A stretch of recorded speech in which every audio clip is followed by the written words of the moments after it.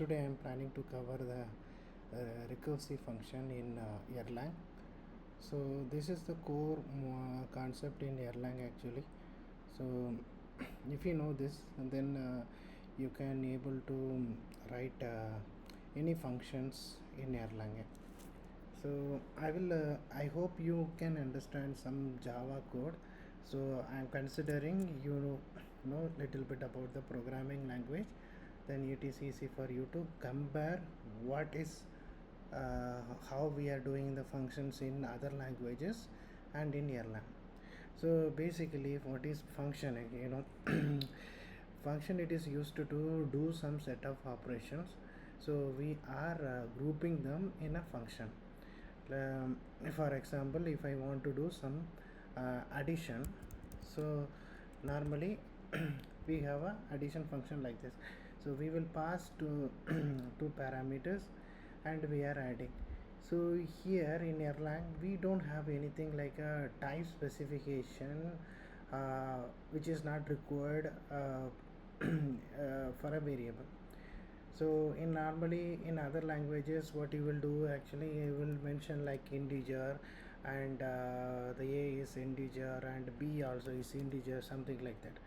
So but here it is not required because it is not available as a data type, but we can do some data typing that is in a specification, so that we will cover in the next chapters. So but this, as of now, any value can be acceptable. So as per this program you can pass a string also, any list, array, anything can be possible to send as this method. But there is one problem will come normally if you are passing a number and adding with the string, that will make the error anyway. So that will possible because we are accepting anything as a a and anything as a b. So but for the time being you consider as we are following passing only valid parameters. So in order to call this function, we have to export this function, actually expose function. So export function is like this is like a module. So I'll see this module name and the file name should be same. Okay, so the file name should be ending with the .url and the module file name will be a module name here. So if I can't change this, so if I change, then it will show that module name. Module with the name test1 should be declared as a file name as test1.url.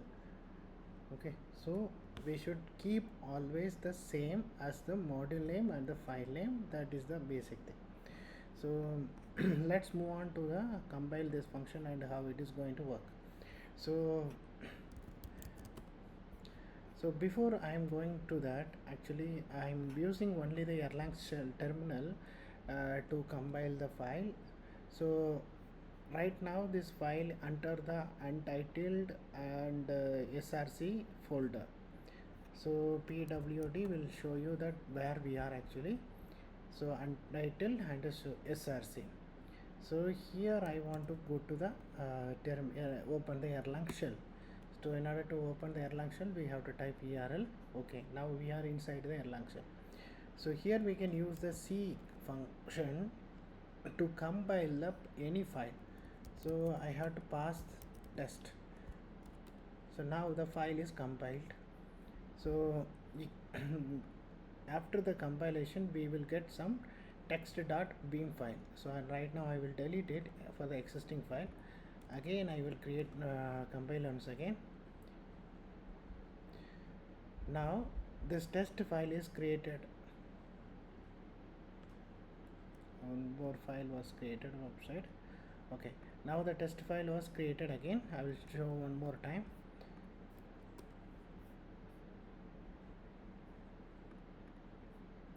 So text.beam file. So this beam file is used to run the any files actually. So in order to run this file function, so what we need to use, I want to call a function under the text module. So we can use the tab to list all the possibilities. So if you put a semicolon, then you can see what are the functions are available under the text module. So we have add function.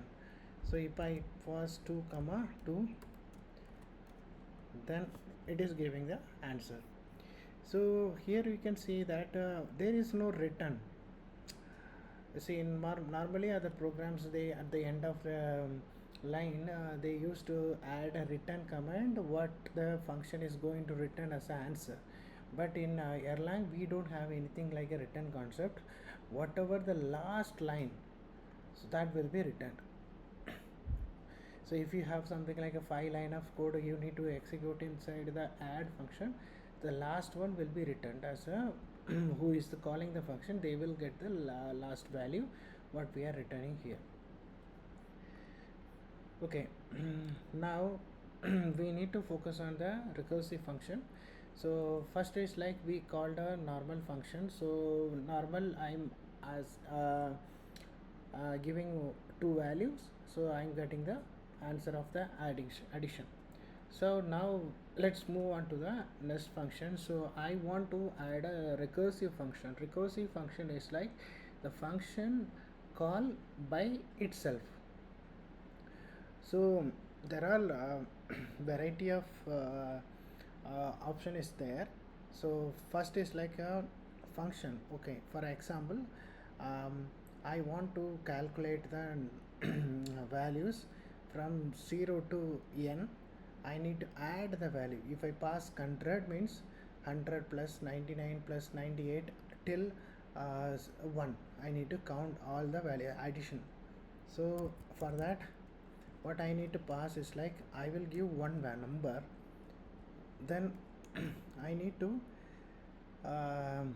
keep on adding the value until it reach to the 0th. So it's like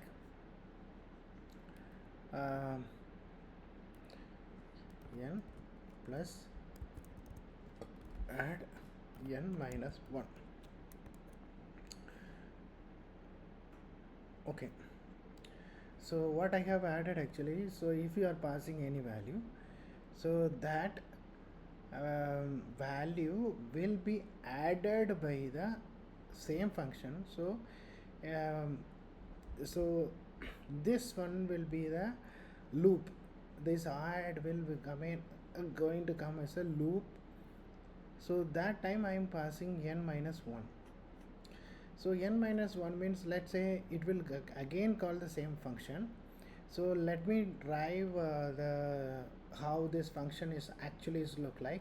For example, this is another function. So add, if suppose if I am passing 5, then how it will be 5 plus add 4.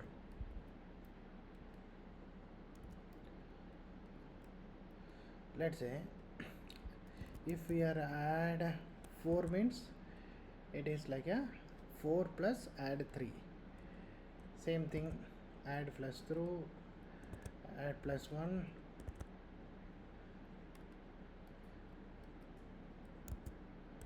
ChatGPT is giving this automatic right.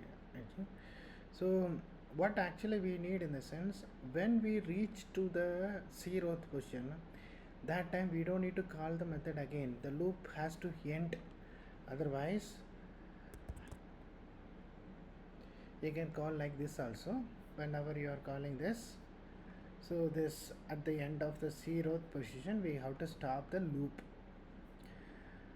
So you can replace one, you can do the one operation. So it's like if you are calling 0th means add 0 means what is the answer is giving, actually it is the 0th value.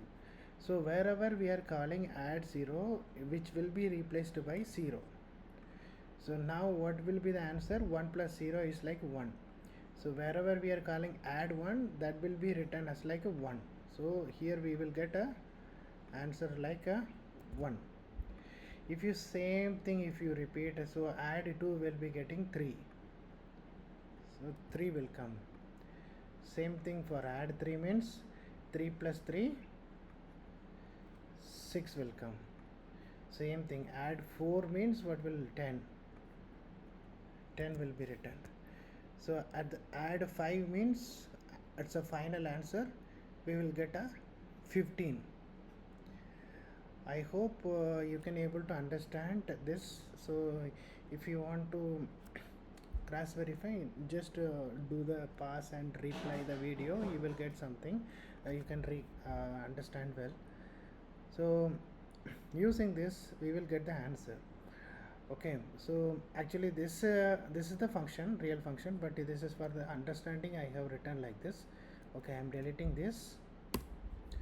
So first you need to do one more thing. So here we are doing the looping, but there is one place we have to stop. So the stopping is like when you are adding 0, when the answer is coming like 0, in the sense we need to stop. So this is like the, you will little bit get confused actually why two functions are defined with one single variable. It's kind of the method function, method overloading. So concept will be, because same functions and the same type of the value, so will be defined in 2 times. But in other programs, like say Java, so if you have a function like that function should contain the different type of variable, then the method overloading will be allowed. Let me tell you in ChatGPT example for function.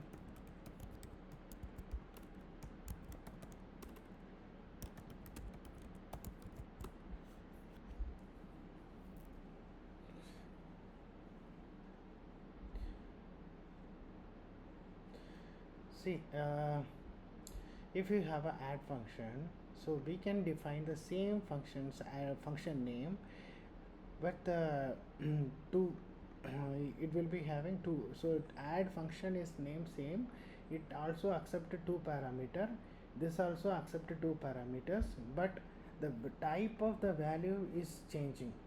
So that's why if you are passing the integer comma integer, then this function will be executed. If you are passing as a argument as a double, then this function will be executed.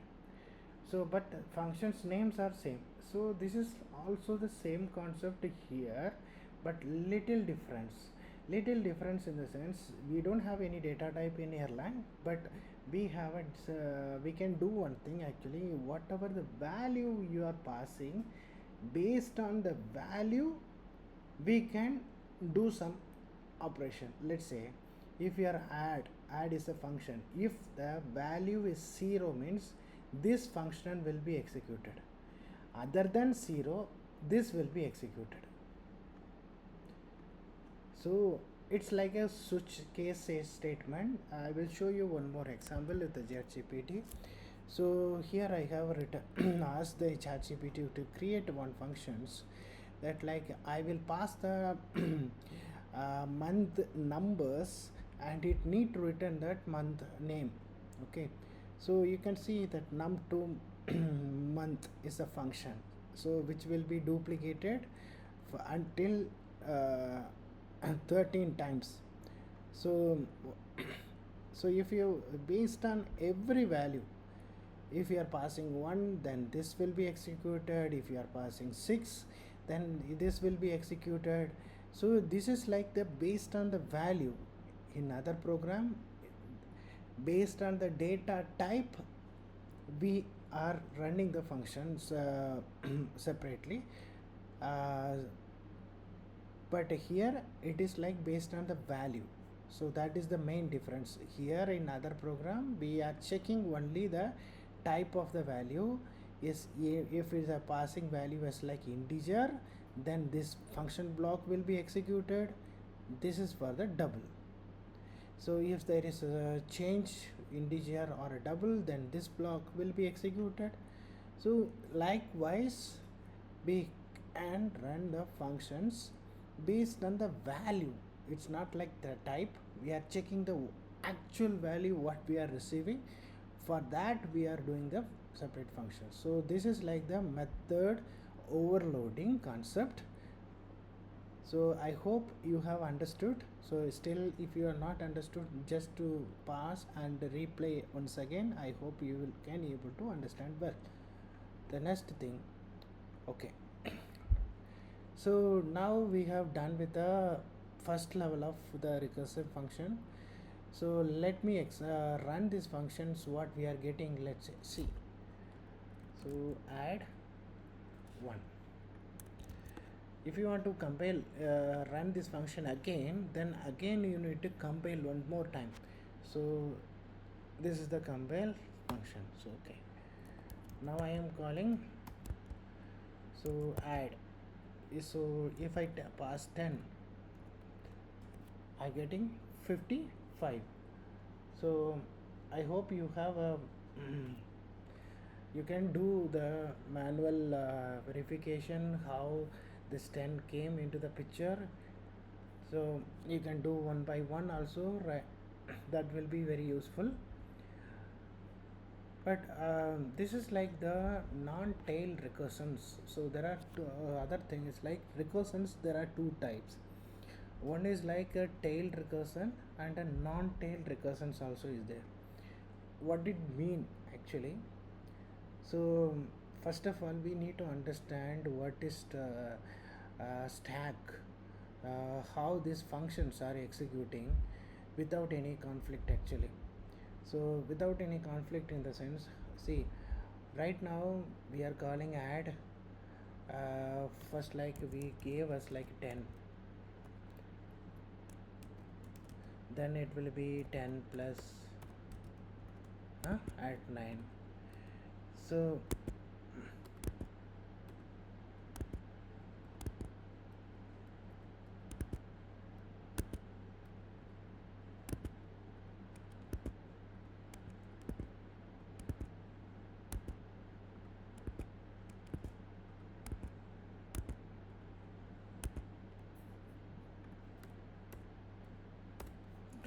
so how many times the add function is called? If you think the same function is called multiple time. So but how these functions keeping the track of each functions. So how it will going to be the stack is going to be. Stack is like the stack. It is like a bucket. You can put first in, first in, last out. Okay. So using this, the every function is executed and get the value properly. Because let's say, so we are calling add 7, okay, and we are calling add 4 also. So we should not get the answer add 4 in here, because if there is any mismatch in this function's return value, then everything will be collapsed. So we need the answer correctly back to the functions. So how they will call actually in the sense, so let's consider a bucket. I'm making a simple simple representation. Okay, first we are going to the we are going to the add 10. Okay, add 10. This is the I have added. Now this function is not yet completed, because basically we are calling add 10 means this we have 10 and we are calling another function. So until this function is completed, then only this function will be end. Okay, so then in the stack, so we put the stack inside. Now we went to the another place called add 9. Okay, now what we will do is like adding the one more entry. Basically it is like a stack means if you're putting one more value, then that will be on the top. Okay, the top value I'm putting on the left side. Another add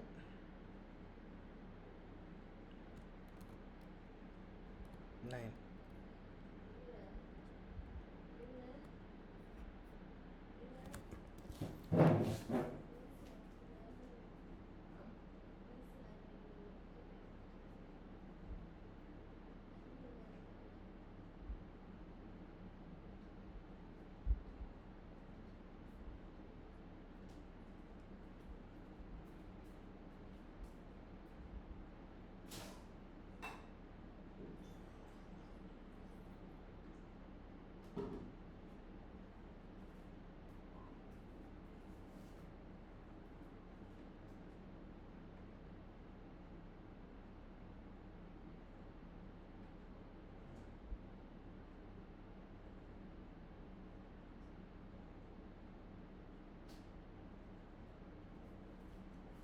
Sorry for the delay. So let's continue. So 10. So which will be in the queue, in the stack format, we will append all the values. So now again we went to the add 9.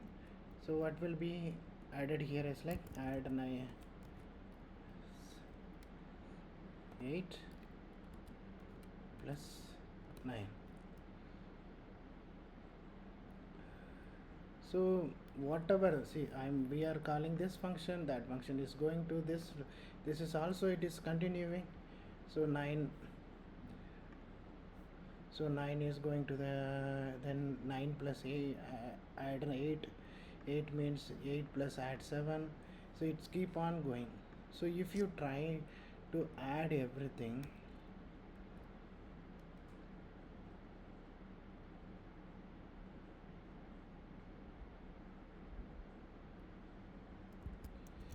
we will reach to the last level, something like, so I am not adding everything, so we will come to the last place. So add 1,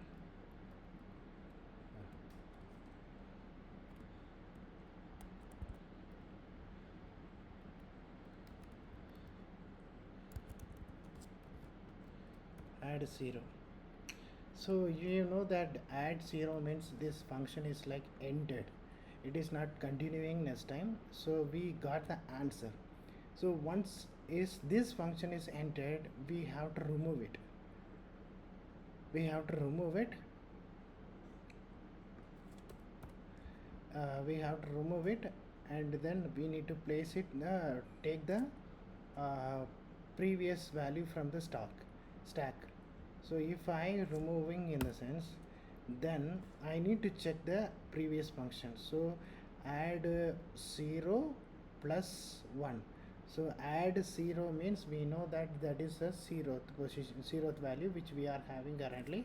So 0 will be added. So this will be 1 and calculated, then it again it moved to the previous thing. So this is for a little, I think if we have a still doubt, you can do manually, then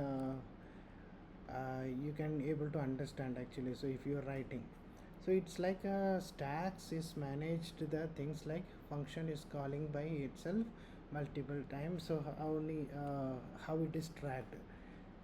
So I think you can able to understand. Let me you do it by yourself. If you have still have a problem, then I can explain it better one more time. Okay, so this is the way this function is keep on recursively running, and there is one place called to stop. Okay, so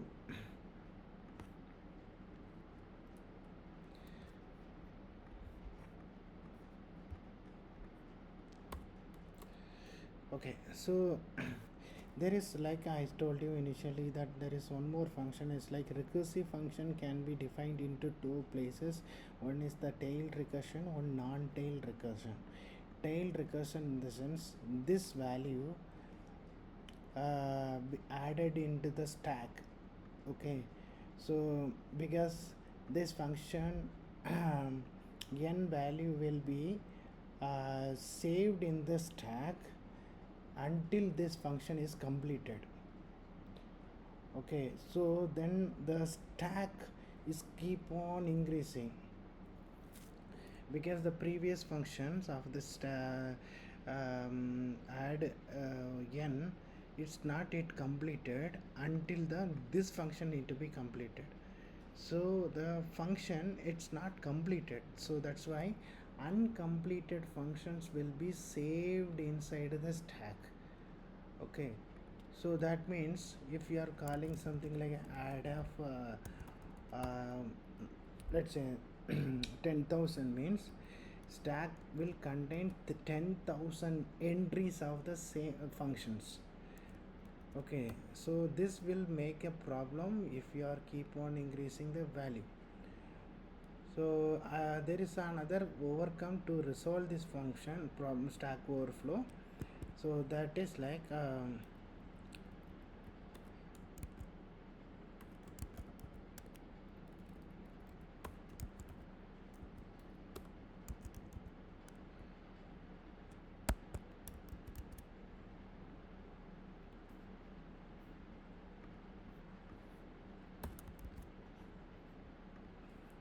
what we are doing here actually. Previously we are calling having one argument in the function. Now we have two argument in the function.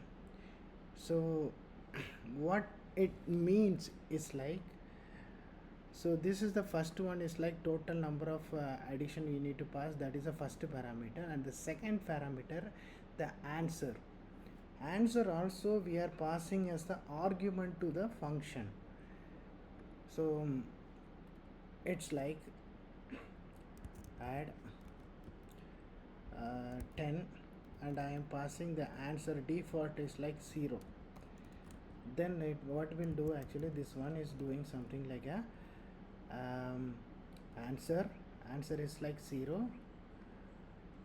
First I will minus 10 minus 1, so 9, then comma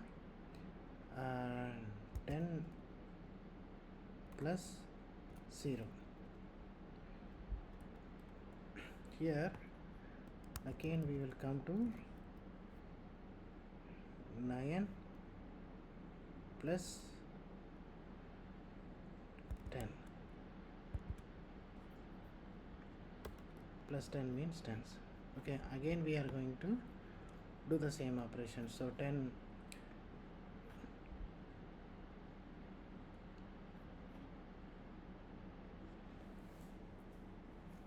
so this is the answer. First of all this is the original number 10 we are passing. Okay, the first is like a answer, so answer defaultly 0 is a default value, so we are passing. So what we are doing actually, we are minusing the 1 n minus 1, so next value is 9 is coming, comma answer previously we have 0, so we are adding this n value inside the answer. So previous answer is like 0, so that's why we are adding is like a 10 plus 0. Okay, so it will comes like this, add 9 comma 10, so same thing will repeat. But here the concern is like I was called from this function, again it moved to the next function. So whatever the return value of this function, the same return value for this also, because we are not doing any other operation. So whatever it is returning, that is the same value this function also is going to return, because I am calling one function and that function is returning one value, that is the return value of my function also. So in that is the case means we don't need to keep the record of the stack actually, because the stack I was called to the one function. Okay, now I move to the different function, but I don't need to do anything return work. Once this done, I don't want to do anything. Let's say if something like this, okay, so then I need to do some operation, because this return value has to return, and as after that I need to do some operation. But here there is no operation. So once this function is returned, then we can simply return actually, we don't need to do any operation. So that's why the stack will not be filled, because this function is called, okay, this is moving to the another function, then this same stack will be replaced. So this value will be popped and another value will be added actually in the stack. So 9 comma 10.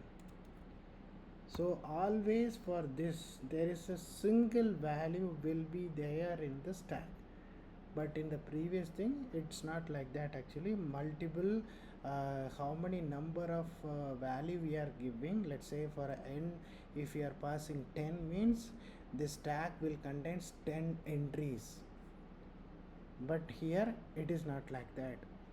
Okay, so let me run this function and we will see the answer.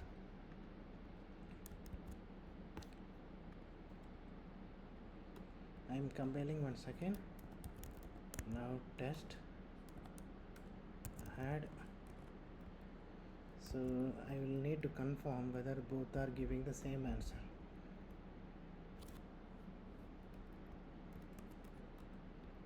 Yes, this both approach are giving the same answer for me. So what we are doing is like we are adding the n times the value. Okay, but we need to check the difference, how the behavior, how much time this function is taking and how much time this function is taking. So we have something like a timer to calculate the functions. So I need to give the test as the module. I want to pass add. Okay, what are the argument I pass? 100. So it is saying that this is the answer, but how much time it took. So it is in a millisecond hours. So the 9 millisecond was taken. Let me check for the other functions. It took 10. So because 10 means is like, this is like we thought this is going to take too much time, but actually this only took too much time, because as here we are adding more stack value, but here there is no stack value. Stack will be only one, but still it is taking too long. Let me check with the higher values.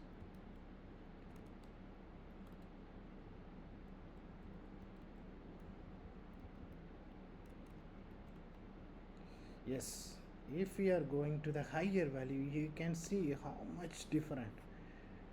So the normal method with the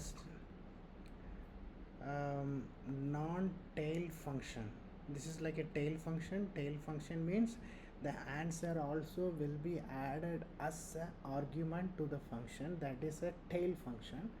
This is a non-tail function, the answer will be not in the function argument. Okay, so you can see the difference. If you are passing 10,000, okay, so this is taking 474 milliseconds, but the tail function is taking only 52. Let's say if you keep on increasing,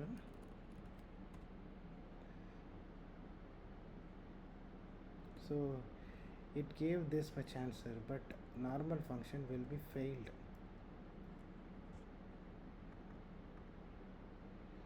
I want to put the same value.